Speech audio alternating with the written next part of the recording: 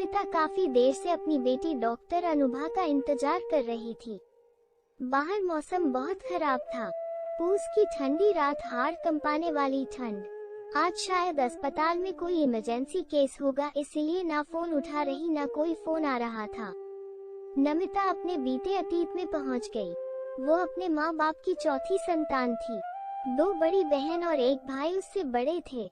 एक मध्यम आर्थिक स्थिति वाला परिवार, कमाने वाला एक और उन पर 4 व्यक्ति निर्भर। नमिता के पिता सुखवीर जी एक दुकान पर अकाउंटेंट थे। बस जिंदगी की गाड़ी खींच रही थी। दोनों बहनों की शादी के कर्ज में डूबे सुखवीर जी टूट चुके थे। नमिता पढ़ने में होशियार थी। भाई ना तो पढ़ने में रुचि रखता था और न कोई कार्य करता था। नमिता ने सोच लिया था वो शादी नहीं करेगी और ट्यूशन करके वो अपनी पढ़ाई कर रही थी। MA करने के बाद वो प्रतियोगी परीक्षाओं की तैयारी कर रही थी और उसकी मेहनत रंग लाई और इंटर कॉलेज में प्रवक्ता पद पर उसकी नियुक्ति हो गई। वो बहुत खुश थी कि अपने माँ बाप को इस बुढ़ापे में आराम दे सकेगी। भाई तो पता न कहाँ लापता हो गया। एक रात ऐसे ही कड़ाके की ठंड थी। आज स्कूल में वार्षिक अधिवेशन था। लौटने में कुछ देर हो गई। वो अपने साथ के 2 शिक्षकों के साथ लौट रही थी। उसने सड़क किनारे अंधेरे में किसी के कराहने की आवाज सुनी। वो और उसके दोनों मित्रों ने टार्च जलाकर देखा। एक औरत ठंड में अपनी नन्ही सी बच्ची को बाहों में छुपाकर कराह रही है।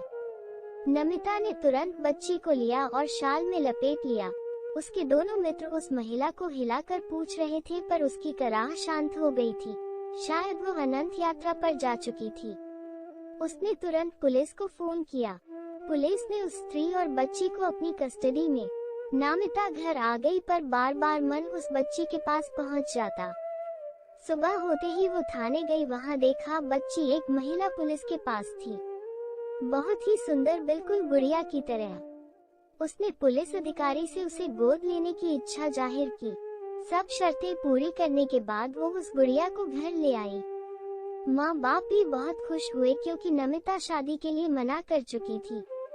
इसलिए उन्होंने सोचा कि उनकी बेटी के लिए जिंदगी जीने के लिए एक खिलौना मिल गया। नमिता ने उसका नाम रखा अनुभा। अनुभा के आते ही नमिता की दूसरे स्कूल में प्रिंसिपल पोस्ट पर नियुक्ति हो गई। माँ बाप भी इस संसार से विदा हो चुके थे। आज अनुभा शहर की नामी स्त्री रोग विशेषज्ञ थी। नमिता को लगा शायद बाहर कोई गाड़ी आकर रुकी है। वो बाहर की ओर बढ़ी, देखा अनुभा और हॉस्पिटल के 2 कर्मचारी आ रहे हैं। पास आने पर देखा एक नर्स है जिसके हाथ में कंबल में अच्छी तरह लिपटा कोई बच्चा है। अनुभा भीतर आई, बोली, माँ आप बहुत परेशान हो गई, बार बार फोन कर रही थी। मैं सीज़ेरियन में व्यस्त थी, माँ को नहीं बचा पाई, क्योंकि जिस्म के बाजार में उस गर्भवती स्त्री का क्या मूल्य था पता नहीं कैसे अस्पताल तक आ गई। हाँ, बच्ची को बचा लिया, पर कल पुलिस रिपोर्ट जरूरी है, क्योंकि कल कोई उस जिस्म फरोशी वाले बाजार से आकर इस पर अपना अधिकार ना दिखाए।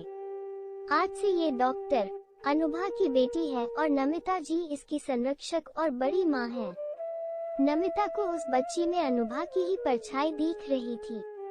नमिता को अपनी बेटी अनुभा पर बहुत प्यार आ रहा था और याद आ रही थी पूस की ठंड से कराहती रात जैसी आज है।